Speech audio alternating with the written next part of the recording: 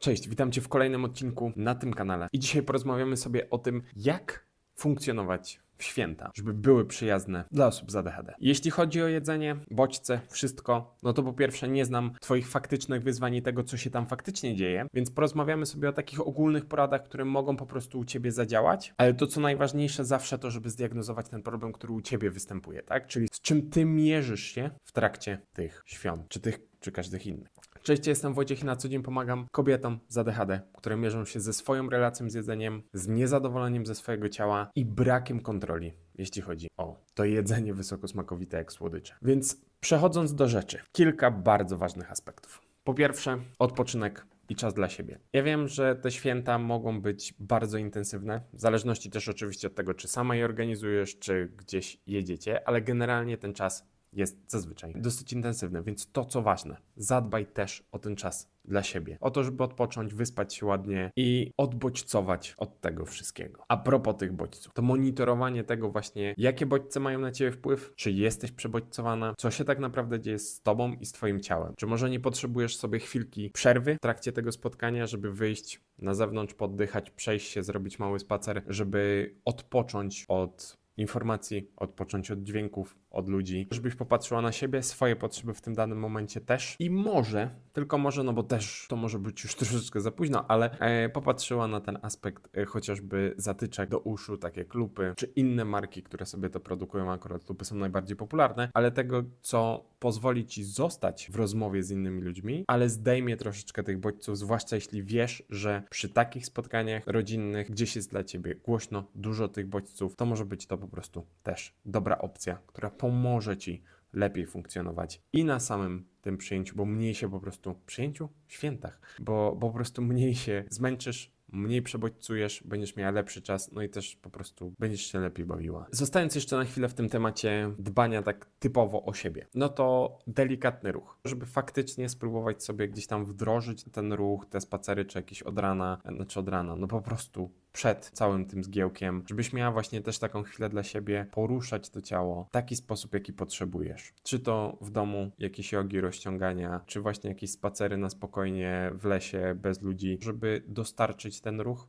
bo musimy pamiętać o tym, że w kontekście ADHD ten ruch jest bardzo istotny, zwiększa po prostu też te funkcje wykonawcze i poprawia samopoczucie, więc tutaj, żeby coś delikatnego się pojawiło, raczej nie tyranie siebie dalej na siłowni, czy nie wiadomo co, no bo będziesz miał i tak przed sobą te troszeczkę bardziej wymagające dni, więc coś delikatnego na spokojnie dla siebie. No i teraz trochę takiego segmentu jedzeniowego. Pierwsza bardzo ważna rzecz, no to znowu zastanowienie się, czemu i po co pewne rzeczy jemy, jak też te święta, czy to otoczenie na nas wpływa, czy te kwestie komentarzy mają jakoś wpływ na to, co wybieramy, jak jemy, czy mamy pewne problemy z pohamowaniem się, czy kontrolą w takich miejscach. No tutaj będę odsyłał po prostu do troszeczkę innych też filmów a propos jedzenia emocjonalnego, jeśli chodzi o ADHD, czy a propos słodyczy samych w sobie, no bo to będą trochę istotniejsze konteksty, ale zawsze trzeba pamiętać o tym, co u nas się dzieje, jakie te problemy występują. Ja opowiem troszeczkę o takim, no nie chcę powiedzieć zapominanym elemencie, ale myślę, że po prostu elemencie, o którym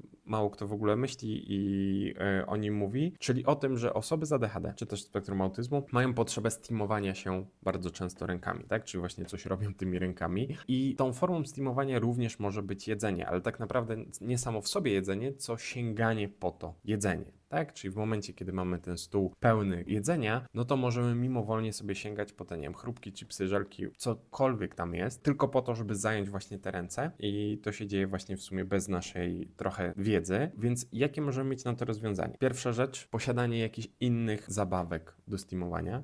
Tego jest bardzo dużo w internecie, ale też możemy to spłucić do bardzo prostych rzeczy, tak? Czy to jakichś zwykłych gniotków, czy nawet rzeczy z domu, którymi możemy się bawić, więc to też nie muszą być nie wiadomo jak wymyślne rzeczy, możemy się trzymać super prostych przedmiotów. Więc to jest jedna rzecz. Drugą rzeczą, która też jakby pomaga zrozumieć, jak dużo jest na przykład tego steamowania, czy mimowolnego sięgania po to jedzenie, to to, żeby najpierw nałożyć sobie na talerz te rzeczy, czy to chipsy, żelki, to co chcemy zjeść, no i nie sięgać z miseczek, tylko właśnie sięgać z tego swojego talerza, bo to też daje nam perspektywę, jak dużo tego jest w danym momencie, jak często po to sięgamy, jak dużo dzieje się to właśnie mimowolnie, nie myśląc o tym i możemy też lepiej zrozumieć, po co to się dzieje. Czy to właśnie jest kwestia regulacji napięcia po prostu emocjonalnego, czy kwestia steamowania, czy to, że nie jesteśmy w stanie się kontrolować i potrzebujemy po prostu jeść, nie? Więc to nałożenie na talerze też da nam większą perspektywę i też trochę pokaże nam, jak dużo tego jest lub mało w ciągu takiego wieczora. No i ostatni, najważniejszy element. Nie przytyjesz w 3 dni. Znaczy, dobra, jak wejdziesz na wagę po świętach bezpośrednio, prawdopodobnie zobaczysz więcej, ale generalnie długoterminowo nie przytyjesz. Jasne, statystycznie, faktycznie, ogólnie populacja tyje w tym okresie ostatnich 2 tygodni roku, ale to nie wynika z tego, że to są święta i Nowy Rok, tylko przez to, że my w momencie, kiedy są święta, no to jemy zazwyczaj więcej, później jemy,